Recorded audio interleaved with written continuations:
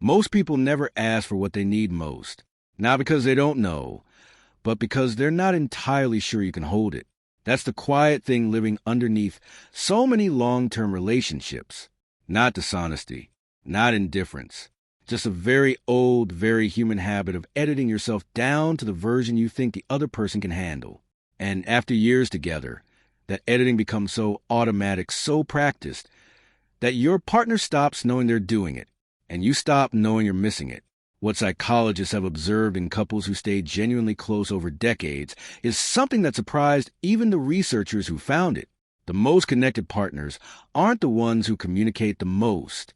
They're the ones who have learned to read what isn't being said. And today, we're going to talk about how to actually do that. Because right now, if you're being honest, there's probably at least one thing your partner is carrying that you don't fully know about. Not because they're hiding it, because they don't have a way to hand it to you yet. From the outside, everything looks intact. Dinner happens. Plans get made. Weekends come and go with their small satisfactions and their small frictions. You are, by any reasonable measure, a functioning, loving couple. But there are moments, brief and easy to miss, where something crosses their face and then disappears. A pause before they say, "I'm fine." A way they go quiet when you expected them to respond. And something in you registers it, just below the surface, like a sound you almost heard.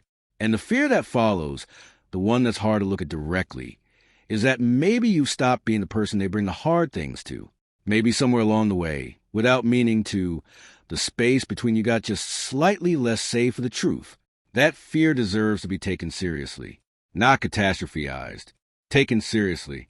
Here's what actually happens inside a long relationship when silent needs go unmet over time. It's not that people grow resentful, though sometimes they do. It's more that they grow smaller inside the relationship. They stop reaching.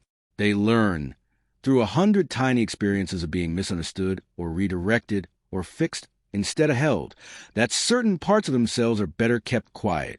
And so they keep them quiet. And you, on the other side, feel a vague but persistent sense that you're slightly out of reach from each other, and you can't identify the source. The source is not a failure of love.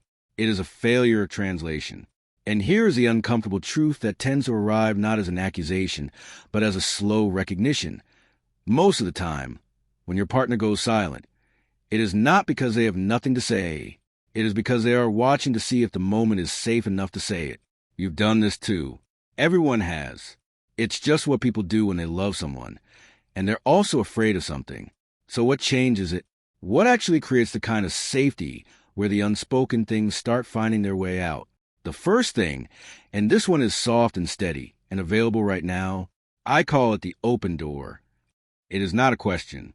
It is a posture. It is a quiet, consistent habit of making it clear through your body and your attention and your unhurried presence that you have room, that you are not already somewhere else in your head, that if they need to bring you something messy or uncertain or half-formed, the door is open and the light is on. Practically, this looks like putting your phone face down without being asked. It looks like making eye contact when they start to talk about something that clearly cost them something.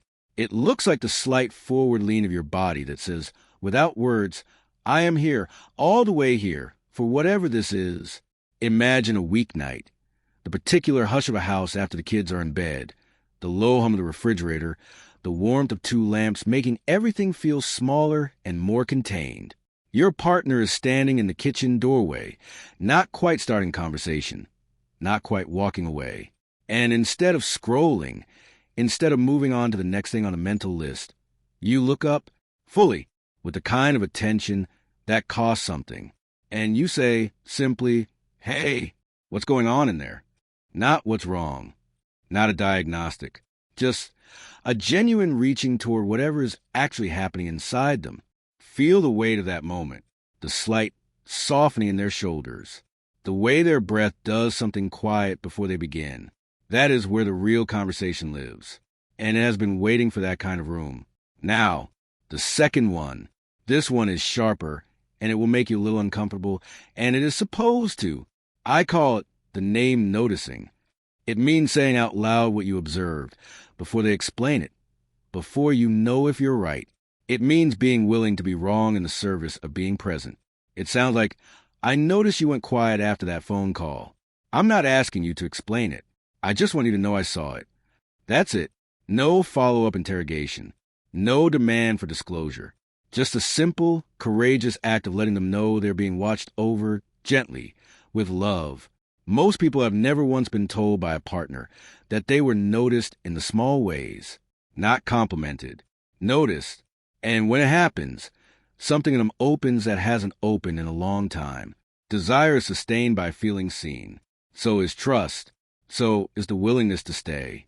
The person who practices these two things, who holds a door open and who dares to name what they see, becomes someone their partner actively moves toward, not out of obligation, out of something that feels a lot like relief and a lot like gratitude.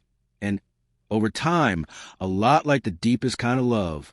You are the kind of person who pays attention to things most people miss. That capacity is not small. It is everything.